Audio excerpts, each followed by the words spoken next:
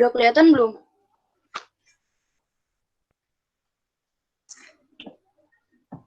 Udah.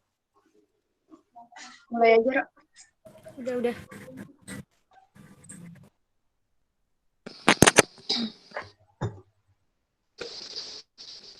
Assalamualaikum warahmatullahi wabarakatuh. Waalaikumsalam warahmatullahi wabarakatuh. Akan menjelaskan tentang peran kami dari kelompok Indonesia. Waalaikumsalam warahmatullahi wabarakatuh.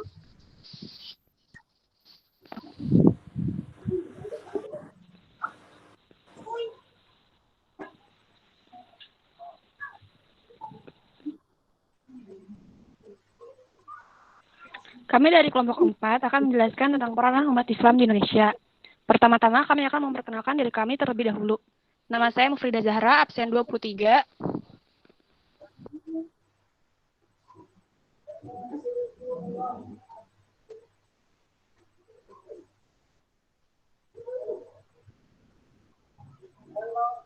Nama saya Vika Putri Mulyawati, absen 19.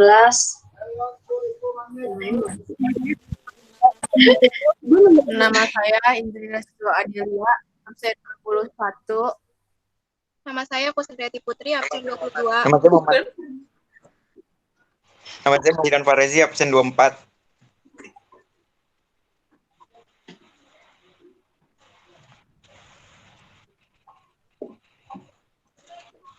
Ini Rara mulai ke mana sih? Materi yang akan kami bahas yaitu yang pertama ada masa penjajahan, yang kedua ada masa kemerdekaan, yang ketiga ada masa pembangunan, dan yang keempat ada masa reformasi. Next. Yang pertama, masa penjajahan. Sejarah mencatat... Masa penjajahan akan dijelaskan oleh Vika. Kedengeran. Masa penjajahan. Yang pertama, sejarah mencatat bangsa Indonesia mengalami penjajahan hampir sekitar 360 tahun. Jauh sebelum penjajah datang ke Indonesia, sebagian besar masyarakat Nusantara memeluk agama Islam yang ajarannya penuh kedamaian, saling menghormati, dan tidak berburuk sangka terhadap bangsa asing. Awalnya bangsa asing datang ke Indonesia hanya untuk berdagang, tetapi dalam perkembangan selanjutnya niat itu berubah menjadi keinginan untuk menjajah.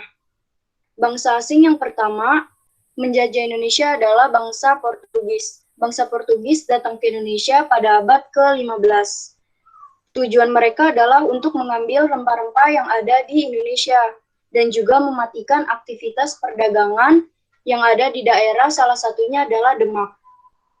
Lalu selanjutnya ada negara Inggris. Negara Inggris tiba di Indonesia itu abad ke-16. Pada waktu itu, Inggris bersaing dengan negara Eropa lainnya untuk mengambil rempah-rempah. Selanjutnya adalah Belanda. Seperti yang kita ketahui, sebagian besar bangsa Eropa itu memiliki prinsip yaitu 3G. Yang pertama ada gold, yaitu mendapatkan kekayaan. Yang kedua ada glory, untuk mendapatkan kekuasaan atau kejayaan. Dan yang ketiga ada gospel, menyebarkan agama. Nah, Belanda menjajah Indonesia itu paling lama, yaitu 350 tahun atau 3,5 abad. Lalu yang terakhir adalah Jepang. Jepang datang ke Indonesia dengan mengusir Belanda dari Indonesia. Tapi tujuan lain, Jepang mempunyai sikap tersebut itu ingin menguasai negara Indonesia dan menjadikan Indonesia sebagai sekutu Jepang dalam Perang Dunia Kedua. Nah, Indonesia dijajah pasti memiliki penderitaan, antara lain seperti kemiskinan, kebodohan, dan keterbelakangan. Penderitaan lainnya yang dialami umat Islam yaitu Al-Quran dan hadis sebagai sumber hukum Islam tidak boleh diterjemahkan. Kedua, khutbah harus menggunakan bahasa Arab. Ketiga, gerak para dai dibatasi.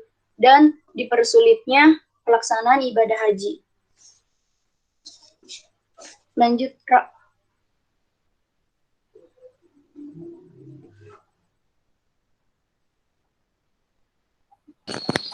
Dan yang selanjutnya akan dijelaskan oleh Fitri Yolanda. Kepada Fitri Yolanda, waktu dan tempat dipersilahkan. Ada perlawanan umat Islam melalui kerajaan-kerajaan Islam di Indonesia. Yang pertama itu ada Mataram. Perlawanan Sultan Abu Hidayat kepada VOC. Pada tahun 22 Agustus 1628, pasukan Mataram Islam menyerang VOC di Batavia. Perlawanan ini dikarenakan tindakan monopoli yang dilakukan oleh VOC. Juga kapal VOC menghalangi kapal dagang Mataram Islam untuk menuju Malta. Yang kedua ada Demak. Perlawanan Adipati Yunus terhadap Portugis. Penyebabnya dikuasainya Malaka pada tahun 1513 oleh Portugis yang merupakan ancaman bagi Demak. Selanjutnya ada Kerajaan Aceh. Perlawanan Sultan Iskandar Muda terhadap bangsa Portugis. Penyebabnya karena Portugis ingin menguasai Aceh. Selanjutnya ada Kerajaan Banten. Perlawanan Sultan Ageng Tirtayasa terhadap VOC dikarenakan VOC menerapkan perjanjian monopoli perdagangan yang sangat membebani Kerajaan Banten. Selanjutnya ada Kerajaan Ternate. Perlawanan Sultan Babullah Portugis dikarenakan terbunuhnya Sultan Hairun dibunuh oleh Portugis pada saat perundingan. Kelicikan ini membuat kemarahan rakyat Maluku. Selanjutnya ada Makassar. Perlawanan Sultan Hasanuddin kepada VOC dikarenakan Belanda mengadakan blokade politik dan ekonomi terhadap Makassar. Selanjutnya ada Diponegoro. Perang ini merupakan perang terbesar di Pulau Jawa karena terjadi selama 5 tahun. Hal itu disebabkan karena persekutuan dari Kerajaan Jawa dengan pemerintahan Hindia Belanda. Hal tersebut dikarenakan adanya politik divide impera atau politik pecah belah, politik adu domba, yaitu kombinasi strategi politik, militer, dan ekonomi yang bertujuan mendapatkan dan menjaga kekuasaan dengan cara memecah belah kelompok besar menjadi kelompok kecil agar lebih mudah untuk ditaklukkan. Di sini ada istilah Islam itu rahmatal lil alamin atau rahmat bagi seluruh alam. Maksudnya itu adalah Islam telah membebaskan masyarakat Indonesia dari pemujaan berhala dan pendewaan raja-raja, beralih hanya mengelambangkan Allah Subhanahu wa taala. Yang kedua, Islam telah menanamkan semangat cinta tanah air dan rasa kebangsaan melalui semboyan hubul watan minal iman atau cinta tanah air adalah sebagian dari iman.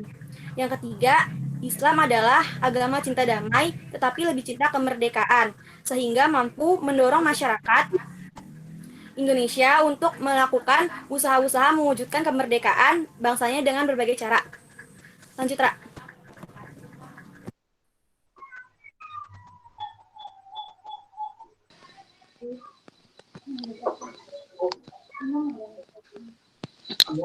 Yang selanjutnya ada masa kemerdekaan yang akan dijelaskan oleh Kus Andriati Putri. Kepada Kus, waktu dan tempat dipersilahkan. Setelah masa penjajahan, selanjutnya masa kemerdekaan. Yang pertama itu masyarakat Indonesia yang dulunya menganut sistem kasta dan diskriminasi menjadi masyarakat yang mempunyai kedudukan, harkat, martabat, dan hak-hak yang sama. Sistem kasta adalah pewarisan status sosial secara turun-temurun atas rasa persamaan dan keadilan yang diajarkan dalam Islam sehingga mampu mengubah semua ini menjadi masa kemerdekaan. Yang kedua, peranan umat Islam dalam memerdekakan kemerdekaan Indonesia sangatlah besar. Kemerdekaan Indonesia tidak akan terjadi tanpa adanya peranan dari umat Islam. Contohnya banyak tokoh mulia yang turun langsung dalam memperjuangkan kemerdekaan Indonesia, seperti Jenderal Sudirman. Ketiga, umat Islam bersedia bersikap legowo dalam menghapus 7 kata pada Piagam Jakarta. Kenapa 7 kata dalam Piagam Jakarta dihapus? Karena bukti eksistensi Islam sebagai dasar negara yang dihapus karena bangsa Indonesia memiliki toleransi yang tinggi antar umat beragama. Indonesia merupakan negara yang beragam, memiliki tidak hanya satu agama tetapi ada penganut agama-agama lainnya. 7 kata yang dihapus adalah dengan kewajiban menjalankan syariat-syariat Islam bagi pemeluk-pemeluknya. Selanjutnya yang keempat, perjuangan umat Islam melalui perperangan bersenjata maupun perperangan intelektual. Peran umat Islam tidak terhitung lagi betapa banyak yang sudah mengorbankan jiwa dan raganya untuk perjuangan kemerdekaan Indonesia. Perperangan bersenjata maupun intelektual sangat tinggi sehingga mengantarkan Indonesia merdeka sampai sekarang ini. Next.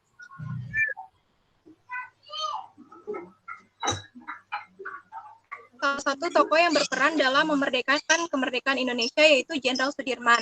Jenderal Sudirman lahir pada tanggal 24 Januari 1916 di Bodas, Serangjati. Beliau berjuang bersama umat Islam untuk memerdekakan kemerdekaan Indonesia. Panglima besar ini berperan sekaligus menjadi pahlawan revolusi dan seorang kiai serta pemimpin TNI, Tentara Besar Nasional Indonesia.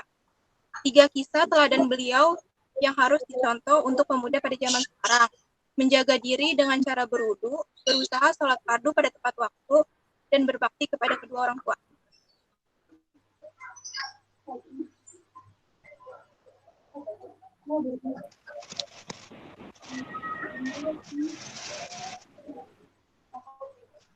Menghadapi agresi Jepang, negara sekutu dan Belanda. Sebagai usaha untuk mempertahankan kemerdekaan Indonesia, umat Islam mayoritas penduduk bangsa Indonesia tampil pada barisan terdepan dalam perjanjian diplomasi. Di awal kemerdekaan Indonesia, bangsa Indonesia harus menghadapi agresi Jepang, negara sekutu, dan Belanda. Yang kedua, melalui usaha-usaha diplomatik. Melalui usaha-usaha diplomatik, yaitu perundingan antara Indonesia dan Belanda, seperti perundingan Linggarjati, perjanjian Renville, perjanjian Romroy, dan konferensi meja bundar di Den Haag. Delegasi Indonesia yang diwakili oleh tokoh-tokoh Islam dalam upaya mempertahankan keutuhan negara Republik Indonesia. Begitu juga usaha untuk mengisi kemerdekaan. Pemerintah dan segenap Indonesia melakukan pembangunan dalam berbagai bidang. Ini tercapainya tujuan nasional yang diamanatkan oleh Undang-Undang 1945. Usaha-usaha pembangunan yang berencana dan terarah dimulai sejak Repelita 1, 2, 3, dan 4. Kemudian yang ketiga ada memakmurkan bidang pendidikan sosial dan politik. Di saat pembangunan peran umat Islam di masa pembangunan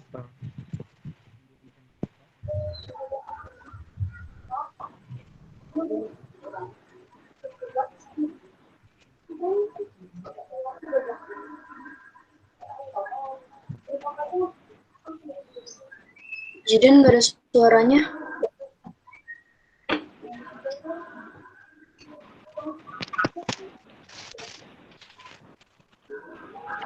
ada nggak? Udah ada. Tadi nggak ada. Tadi kayak kecil gitu. Ya udah. Dari mana gue ngulang? Bidang pendidikan, memakmurkan bidang pendidikan. Yang ketiga, memakmurkan bidang pendidikan sosial dan politik. Di saat pembangunan ini, peran umat Islam di masa pembangunan setelah Indonesia merdeka sangatlah besar.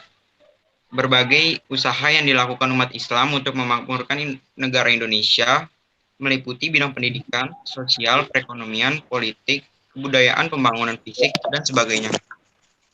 Next.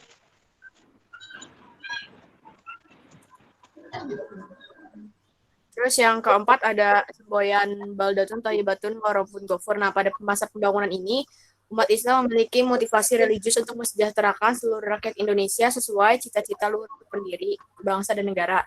Adapun arti dari semboyan ini yaitu negara yang penuh dengan kebaikan atau kemakmuran dan Tuhan pun melapangkan ampunannya. Terus yang kelima ada peran organisasi Islam seperti Nahdlatul Ulama atau NU, Muhammadiyah, Persatuan Islam atau Persis, dan organisasi keagamaan yang lain. Nah, kegiatan yang diadakan oleh peran organisasi ini tuh mencakup bidang pendidikan, dakwah, dan sosial kemasyarakatan. Terus yang keenam ada mendirikan lembaga-lembaga pendidikan. Nah, penyelenggaraan pendidikannya itu tuh mulai dari TK sampai perguruan tinggi. Terus ada pula kegiatan yang bersifat pembinaan umat dengan dakwah atau majelis taklim. Peran lembaga pendidikan Islam ini misalnya turut secara aktif dalam meningkatkan keimanan, ketakwaan, pembinaan, dan satuan, serta peningkatan ilmu pengetahuan dan teknologi, atau ukhuwah Islamiyah dan ukhuwah Wahtoniyah. Next.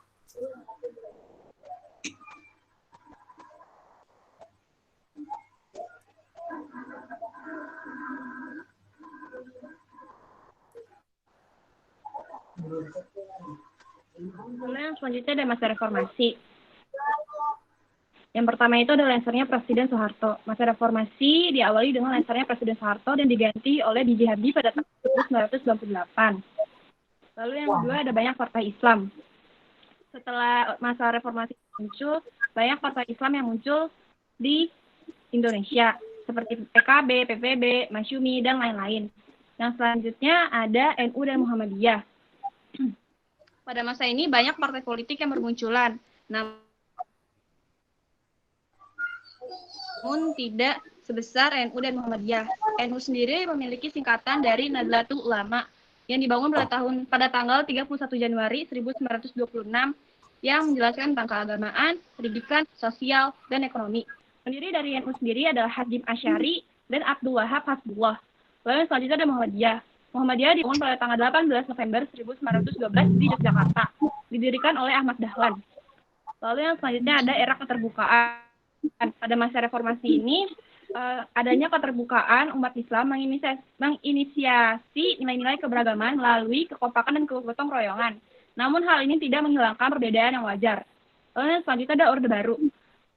Lengsernya Orde Baru ini menciptakan masa reformasi. Pada masa Orde Baru dulu itu, Islam dikenal sebagai ekstrim kanan atau paham yang sangat kaku yang dengan mudah mengkafir-kafirkan orang yang berbeda agama. Dan pada masa Orde Baru ini, pendekatan pemerintah kepada Islam itu bisa disebut sebagai brutal atau tidak manusiawi. Pada masa reformasi merupakan masa subur bagi Islam untuk mensyariatkan agama. Next.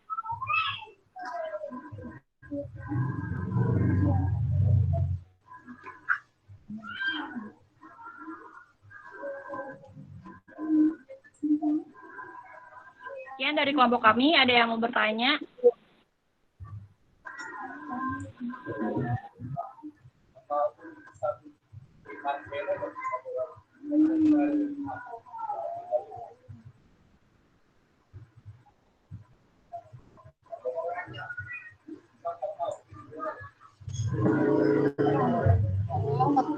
Boleh nanya nggak?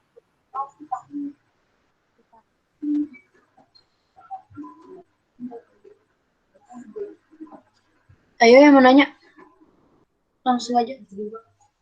Nama saya Patricia Putri Rahmanita, dan 27 dari kelompok 5. Saya ingin bertanya, siapa ketua dari organisasi tersebut?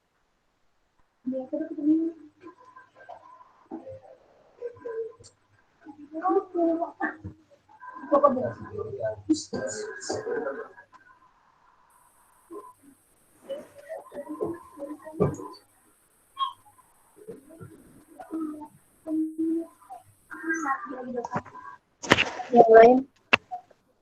Nah, saya Nur Cahaya Priyanto dari kelompok 5. Saya mau tanya, mengapa Al-Quran dan hadis sebagai sumber hukum Islam tidak boleh diterjemahkan pada masa penjajahan?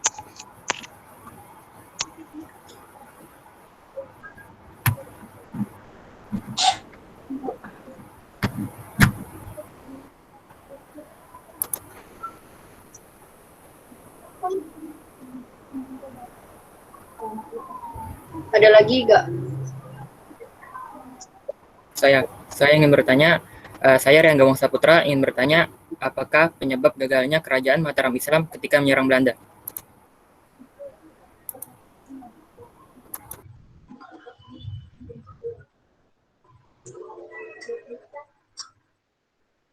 Ada lagi? Kalau nggak ada, langsung ke presentasi selanjutnya aja ya. Pertanyaannya ditampung dulu.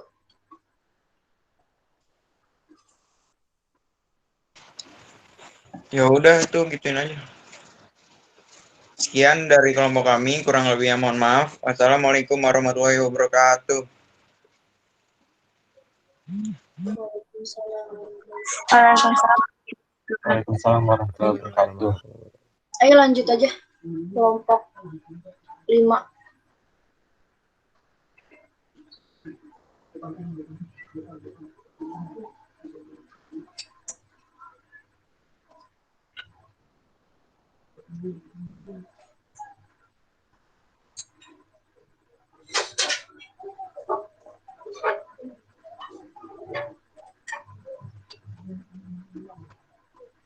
Siapa kelompok 5 yang itu?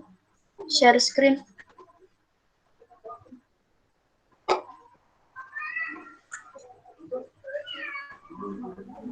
Udah muncul belum?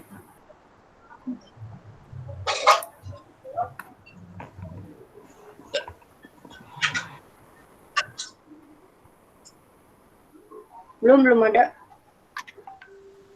Bentar.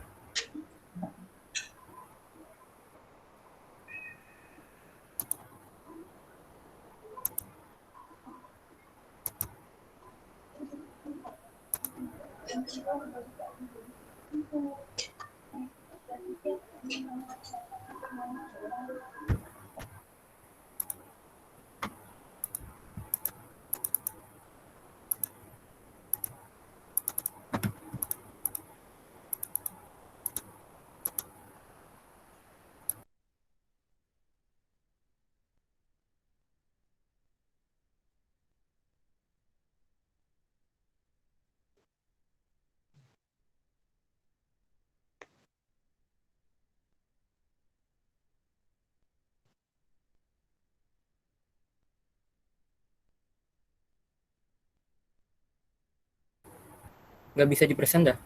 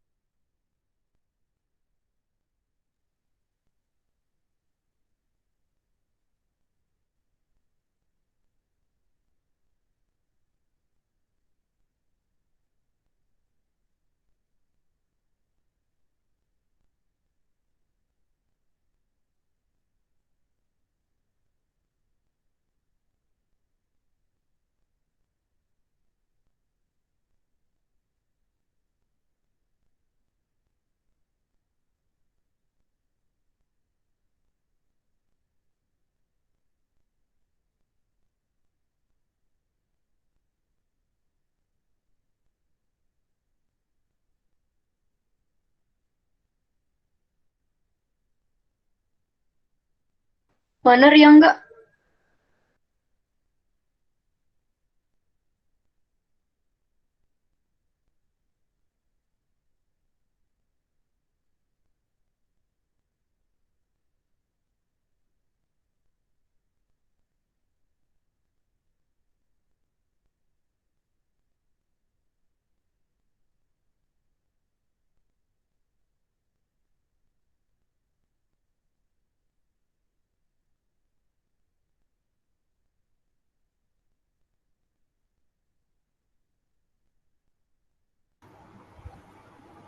Bentar.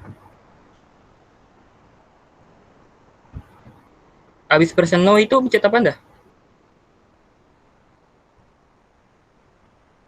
Yang window apa yang paling atas? Buka dulu PPT-nya, nanti yang window pencetnya. Yap. Terus berbagi.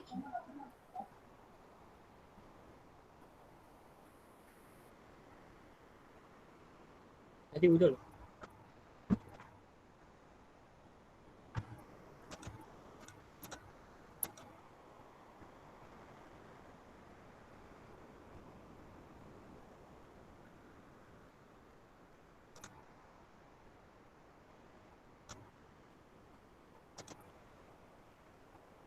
Nggak bisa ya?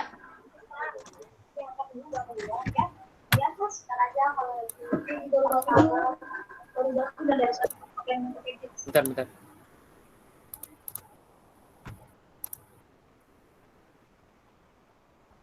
Ada nggak?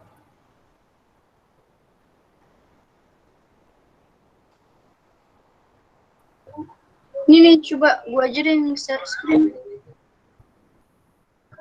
Nah, udah ada. Udah. Udah.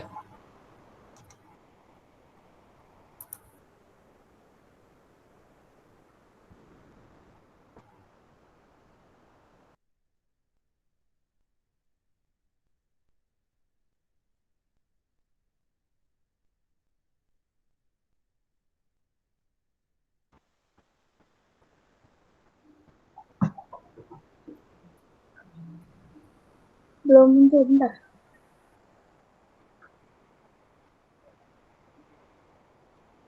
Ini mulai aja ya? Ya. Iya, mulai aja.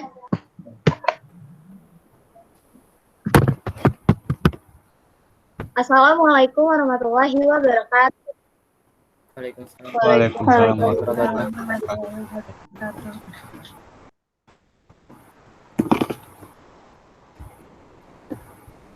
Perkenalkan, kami dari kelompok 5 akan membacakan presentasi tentang nilai-nilai keteladanan tokoh-tokoh dalam sejarah perkembangan Islam di Indonesia. Sebelumnya, perkenalkan anggota kelompok kami, saya Mutiara Tira Kurnia. Saya Nur Cahaya Priyanto.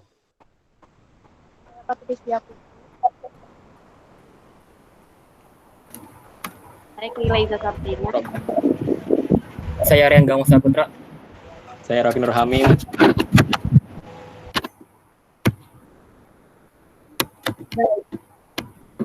Next.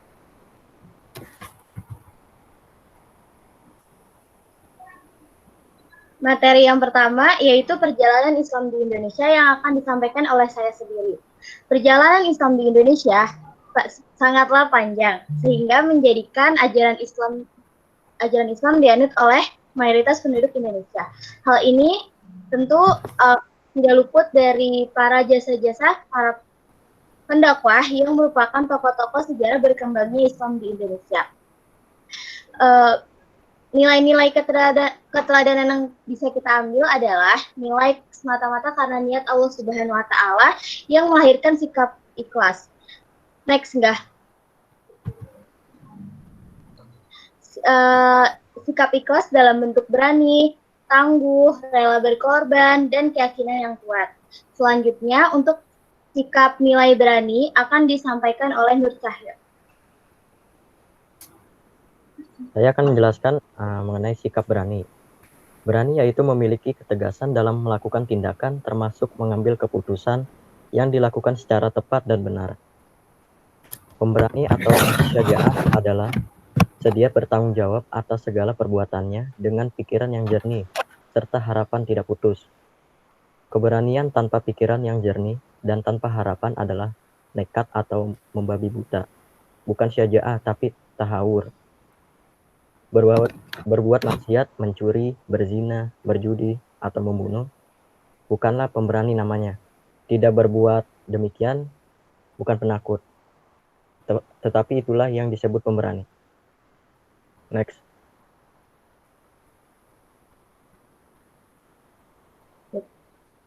Selanjutnya, untuk sikap nilai tangguh akan disampaikan oleh Fatih. Selanjutnya ada sikap tangguh. Sikap tangguh di sini maksudnya adalah memiliki keuletan, kemauan yang keras, kesabaran, dan sikap tidak mudah menyerah ketika menemui kesulitan atau hambatan. Karena sesungguhnya setelah kesulitan itu ada kemudahan. Menurut Quran surat Al-Insyirah ayat 5-6. Jadi kita sebagai penerus generasi bangsa, kita harus mempunyai sikap tangguh.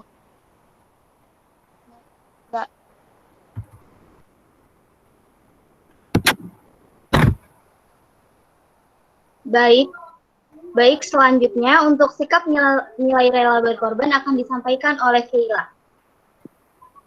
Rela berkorban berarti dia bersedia melakukan pengorbanan dengan tenaganya, waktunya, pikirannya, harta, bahkan nyawa pun sekali. Karena mereka bersedia melakukan itu semua karena niatnya karena ikhlas, rasa ikhlas.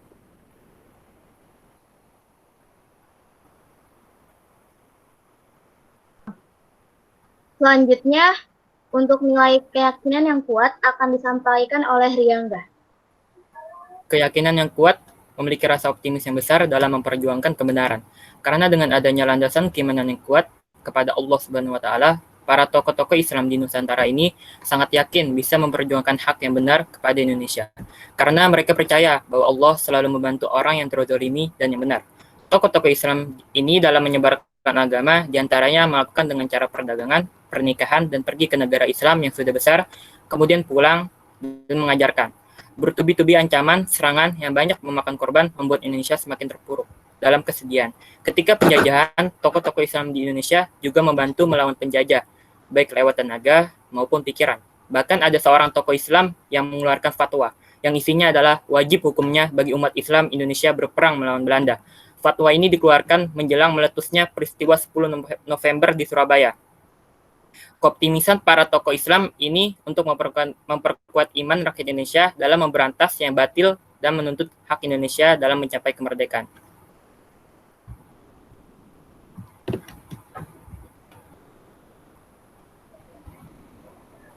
Untuk materi perjuangan syiar Islam di Indonesia akan disampaikan oleh Rocky. Kesimpulan dari perjuangan syiar Islam di Indonesia adalah berkaca dari para tokoh muslim dalam menyebarkan Islam di Indonesia dari yang awalnya masih menganut animisme dan dinamisme hingga menganut ajaran tauhid yang mana mengajarkan bahwa Allah Subhanahu wa taala yaitu Rabb, Tuhan alam semesta. Dan dari masyarakat yang masih berkasta-kasta menjadi masyarakat yang memiliki persamaan dalam hak dan derajat. Oleh karena itu, kita sebagai generasi penerus dalam rangka menghargai dan menghormati para perjuangan tokoh Islam, kita harus dapat bekerja keras, kerja cerdas, kerja ikhlas, cinta tanah air, dan menanamkan semangat persatuan Indonesia untuk mengunggulkan dan menonjolkan Indonesia.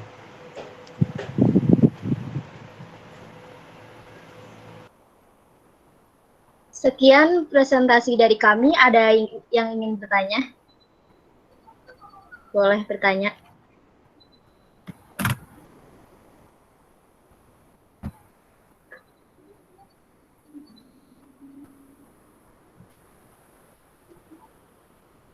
Mau nanya dong. Iya, Taya mau nanya apa? Mutia mau nanya. Ya. Saya Tamara, absen terakhir dari kelompok terakhir mau nanya. Tadi kan Rocky bilang animisme dan dinamisme. Nah, apa yang dimaksud dengan ajaran animisme dan dinamisme? Masih. Baik, makasih Tamara. Selanjutnya ada lagi yang ingin bertanya?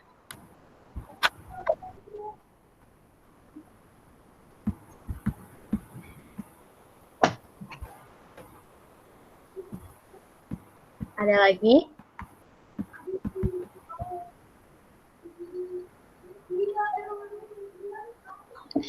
Mau nanya dong, bagaimana cara kita agar tetap optimis dalam belajar di masa PJJ ini? Maaf, siapa tadi yang nanya? Bagaimana cara kita agar tetap optimis? Terima kasih. Terima kasih, Tevil.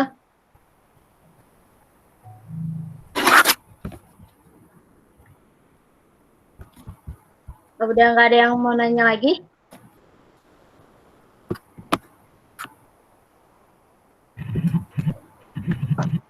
Kalau udah nggak ada lagi, saya akan tutup. Sekian presentasi dari kelompok 5. Kurang lebihnya mohon maaf. Wassalamualaikum warahmatullahi wabarakatuh.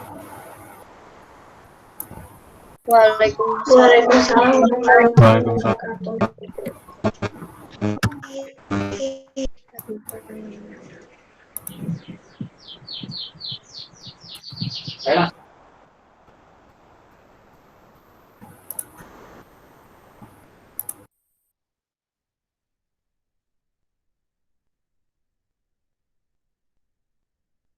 Lanjut, kelompok terakhir.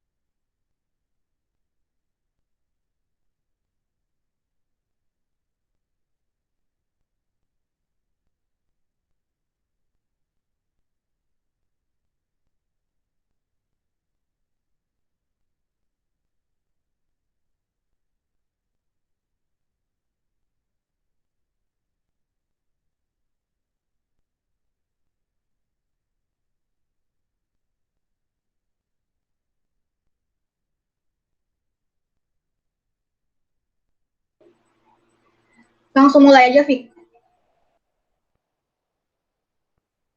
Iya, mulai aja. Assalamualaikum warahmatullahi wabarakatuh. Waalaikumsalam warahmatullahi wabarakatuh. Waalaikumsalam. Kami dari kelompok 6 akan mempresentasikan manfaat mempelajari sejarah perkembangan Islam di Indonesia. Sebelum itu, kami akan memperkenalkan diri. Nama saya Safa Putri Nurfitrialin. Nama saya Sahara Aulia.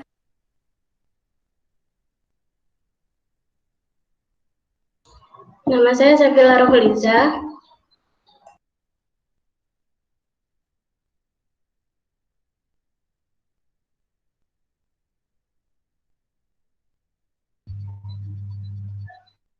Nama saya Safira Arfiani. Nama saya Siti Noftiani. Dan saya Tamara Ayu Ardianto.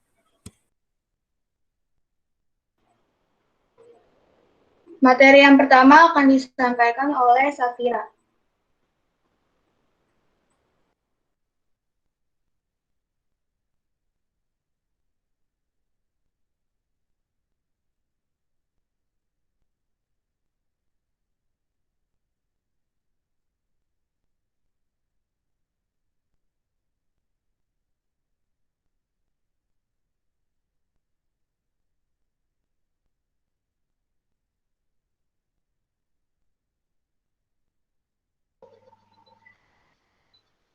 Manfaat yang pertama itu lebih mengetahui dan memahami isi kandungan Al-Quran.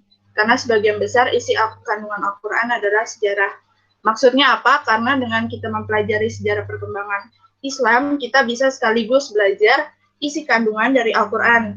Dan kita juga bisa mengetahui dan memahami isi kandungan dari Al-Quran, karena sebagian besar isi kandungan Al-Quran adalah sejarah. Selanjutnya, materi akan disampaikan.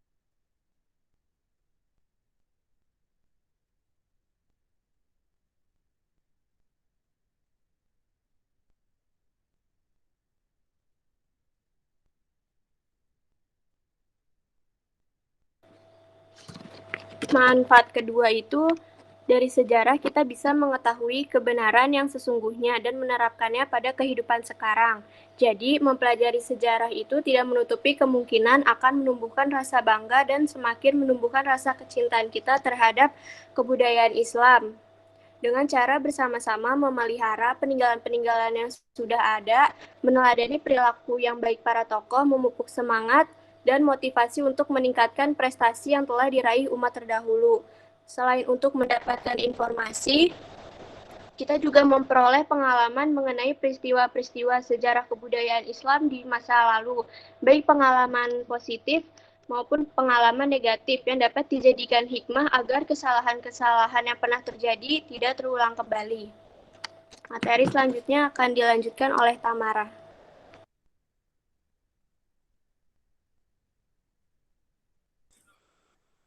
Manfaat selanjutnya adalah mampu mengetahui dan membaca perkembangan zaman dengan cara berpikir kronologis. Maksudnya di sini adalah kita sebagai umat muslim di era milenial ini harus mengetahui dan mengikuti perkembangan zaman. Dan juga kita harus cermat menganalogikan perkembangan zaman dengan realitas yang ada dan berpikir secara kronologis yang bertujuan untuk membuat perisai iman dan Islam di masa yang akan datang. Materi selanjutnya akan disampaikan oleh Sepila Ruhil Iza. Nah, manfaat selanjutnya itu adalah semakin meyakini kebenaran agamanya. Masuknya Islam ke Indonesia yang dibawa oleh pedagang Islam untuk disebarluaskan di Indonesia dengan pedoman Al-Quran hingga saat ini masih dijaga dengan baik. Dengan berpedoman kepada Al-Quran, hingga saat ini kita semakin yakin bahwa semua yang dituliskan di dalam Al-Quran menjadi kenyataan, seperti bagaimana cara penciptaan manusia yang sudah diteliti oleh ilmuwan bahwa cara penciptaan tersebut sama seperti yang dijelaskan di dalam Al-Quran. Nah, dan juga fenomena alam yang dijelaskan dalam Al-Quran, yaitu adanya sungai di bawah laut yang telah ditemukan di negara Meksiko, dan masih banyak keajaiban lainnya. Maka dari itu, kita semakin yakin bahwa yang ada di dalam Al-Quran merupakan kebenaran yang benar terjadi atas kehendak Allah, dan kita semakin yakin bahwa Islam adalah agama yang benar. Selanjutnya akan dijelaskan oleh Sitiana. Manfaat selanjutnya yaitu mendorong semangat umat Islam dalam berjuang. Perjuangan di sini memiliki contoh yang banyak. Contoh yang pertama itu adalah perjuangan dalam upaya mengatasi persoalan umat sesuai tuntutan zaman. Karena persoalan setiap zaman pasti akan terus berubah, sehingga menuntut kepedulian dan keterampilan para umat Islam dalam memperjuangkan persoalan-persoalan di masa yang akan datang. Dengan demikian, belajar dari sejarah perkembangan Islam dapat mendorong umat Islam untuk senantiasa berjuang dalam memajukan umat Islam sesuai tuntutan zaman. Contoh lainnya yaitu perjuangan umat Islam pada saat ini, yaitu dengan meningkatnya semangat beragama, ditandai dengan banyaknya orang yang melaksanakan salat fardu berjamaah di masjid, musola, tempat ibadah di perkantoran, dan tempat-tempat lainnya. Ini membuktikan bahwa sejarah perkembangan Indonesia bermanfaat bagi masa sekarang untuk mencari keriduan sebanyak-banyaknya. Materi selanjutnya akan disampaikan oleh Safa.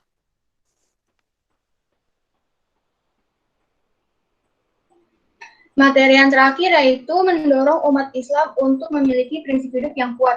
Nah, prinsip hidup yang kuat itu kayak gimana sih? Kita bisa ambil contoh dari tokoh-tokoh penyebaran agama Islam yang telah dijelaskan sebelumnya. Dari mulai Islam masuk ke Indonesia sampai Islam berkembang di Indonesia, kita bisa lihat betapa kuatnya prinsip hidup mereka. Mereka menyebarkan agama Islam dengan berbagai cara, dengan berbagai media, dan tetap semangat dalam menyebarkan agama. Nah, dari prinsip itu, kita sebagai generasi muda harus juga memiliki prinsip hidup yang kuat, sama seperti para tokoh yang telah berjasa menyebarkan agama Islam di Indonesia. Sekian presentasi dari kelompok kami. Ada yang ingin bertanya? Saya mau bertanya. Nama saya Abdullah Ajam, absen 2. Faktor yang mendorong semangat beragama itu apa saja?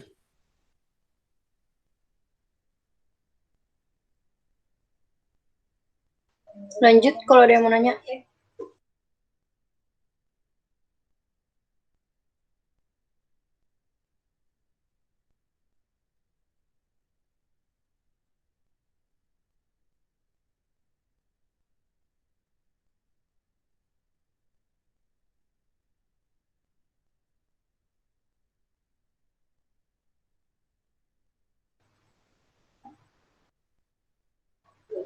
Ada lagi gak?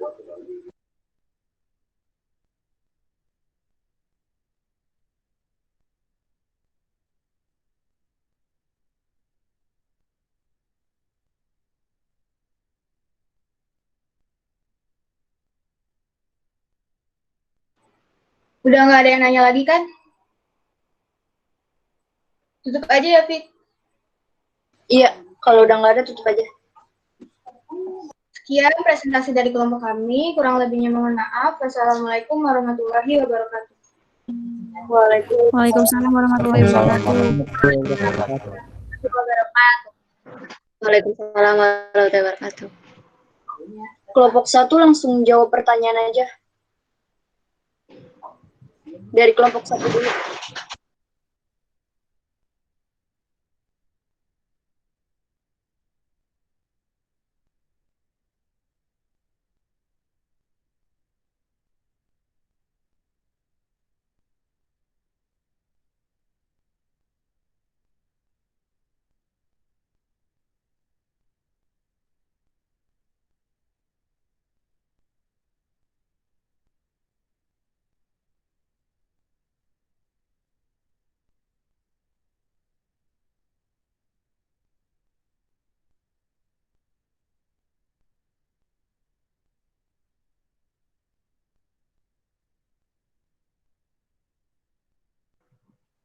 Langsung jawab aja nih, Fik. Iya, langsung jawab aja. Di sini saya Melia akan menjawab pertanyaan dari Azra, yaitu Sunan Giri kan berdakwah melalui dunia seni. Contoh kesenian yang dipakai oleh Sunan Giri itu apa? Nah, Sunan Giri ini menciptakan permainan anak seperti jelungan, jamuran, Ilir dan Jubak Suweng.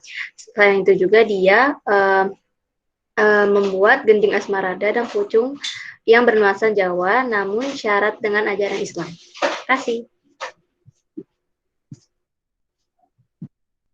Lanjut.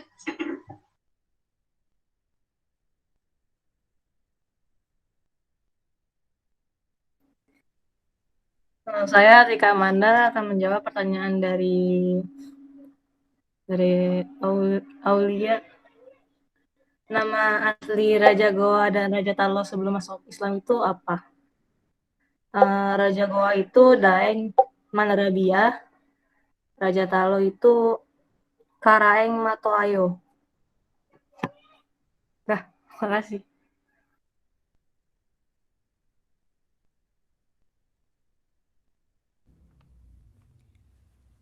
Selanjutnya saya mau jawab pertanyaan Bastian. Waktu itu Bastian nanya gimana cara Sunan Kalijaga mengakulturasikan budaya setempat pada masa itu.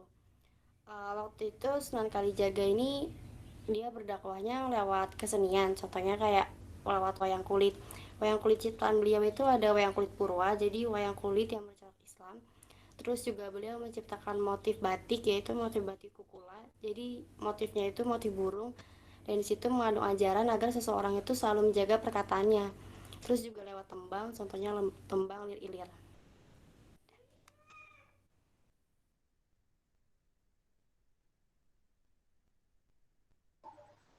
Ada lagi gak? Kalau nggak ada langsung ke kelompok 2 aja. Tapi cuma 3 pertanyaannya. Langsung ke kelompok 2.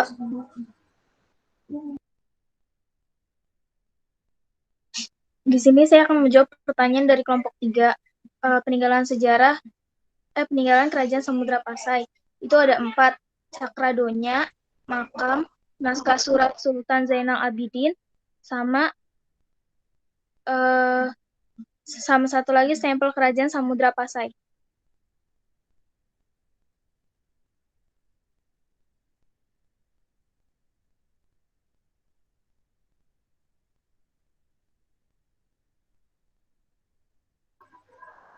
Ada lagi? Saya akan menjawab pertanyaan dari kelompok 3. Pertanyaannya itu,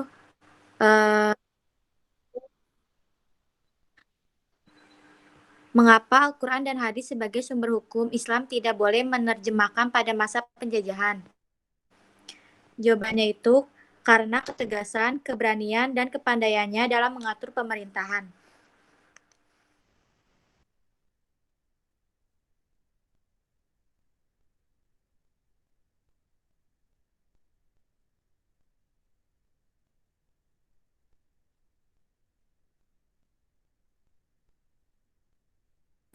Saya akan menjawab pertanyaan kelompok 3. Kerajaan Jumpa biasanya menjalin hubungan perdagangan dengan syarikat. Kerajaan Jumpa ini menjalin hubungan perdagangan dengan kerajaan-kerajaan yang ada di Pulau Sumatera. Selain itu, Kerajaan Jumpa juga menjalin hubungan perdagangan dengan kerajaan yang berasal dari kawasan Arab, Persia, India, dan Tiongkok.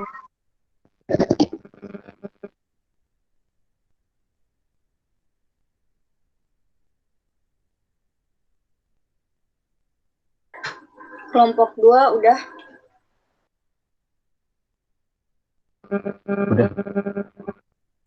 Lanjut menjawab pertanyaan.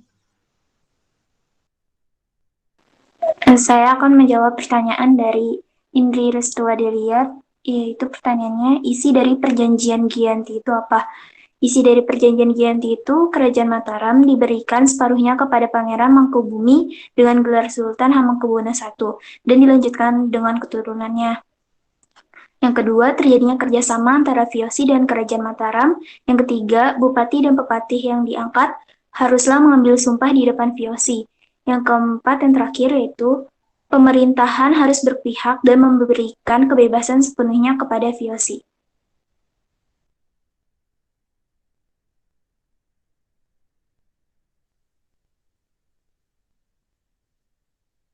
Saya Faradi Barinjani akan menjawab pertanyaan dari Vika. Apa perkembangan saat Sultan Muhammad Said memimpin kerajaan Goa Talo? Pada pemerintahan Sultan Muhammad Said, perkembangan maju pesat sebab bandar transit. Bahkan beliau juga pernah mengirimkan pasukan ke Maluku untuk membantu rakyat berperang melawan Belanda. Saya Faris akan menjawab pertanyaan dari Fitri Yolanda. Di masa siapa kejayaan kerajaan Ternate dan Tidore? Kerajaan Ternate mencapai puncak kejayaannya pada masa Sultan Bakbulo, sedangkan kerajaan Tidore mencapai puncak kejayaannya pada masa Sultan Mufu.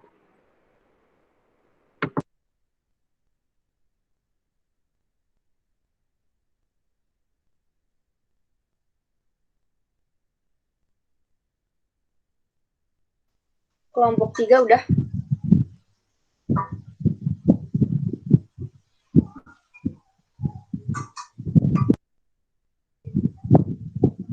Lanjut ke kelompok 4.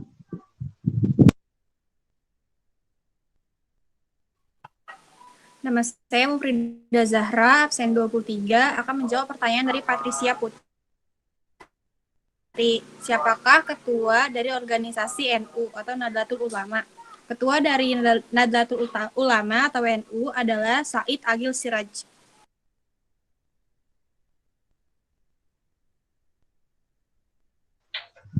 Saya Vika Putri Mulyawati akan menjawab pertanyaan dari Cahyo. Mengapa Al-Quran dan hadis tidak boleh diterjemahkan pada saat masa penjajahan? Karena bangsa Eropa itu pada saat itu memiliki prinsip 3G, salah satunya gospel, yaitu menyebarkan agama Islam. Bangsa Eropa takut prinsip tersebut tidak bisa dijalankan di Indonesia. Makanya Al-Quran dan hadis tidak boleh diterjemahkan.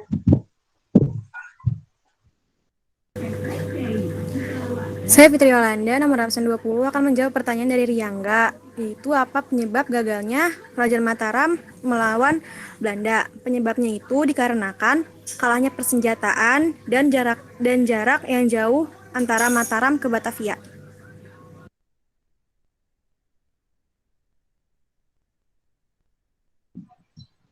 Lanjut kelompok 5.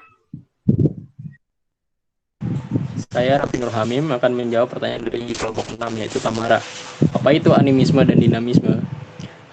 Animisme sendiri adalah kepercayaan terhadap roh atau arwah leluhur yang dipercaya masih mempunyai kekuatan supranatural sehingga dapat mempengaruhi kehidupan keturunannya.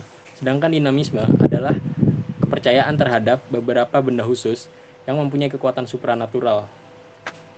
Terima kasih. Baik, selanjutnya saya Mutia akan menjawab pertanyaan dari Sevilla, yaitu bagaimana cara kita agar selalu tetap optimis?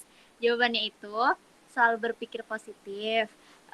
Yang kedua itu selalu bersyukur terhadap apa yang diberikan kepada Allah dari Allah kepada kita. Dan yang terakhir itu niatkan sesuatu perkara hanya semata-mata untuk Allah Subhanahu wa taala. Sekian, terima kasih.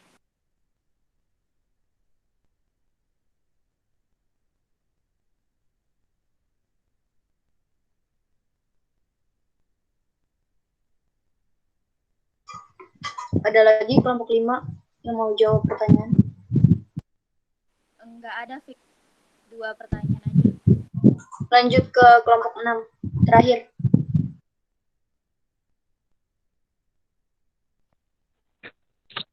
Saya Citiana akan menjawab pertanyaan dari Adam. Faktor yang mendorong semangat beragama. Yang pertama itu peningkatan kesadaran beragama pada diri sendiri setiap orang. Artinya mereka sudah lebih mengenal ajaran-ajaran agama Islam sehingga semangat beragamanya itu meningkat. Lalu yang kedua ada banyak persoalan yang muncul, mendorong orang-orang dekat dengan ajaran agama sehingga meningkatkan semangat beribadah untuk mendekatkan diri kepada Allah. Terima kasih.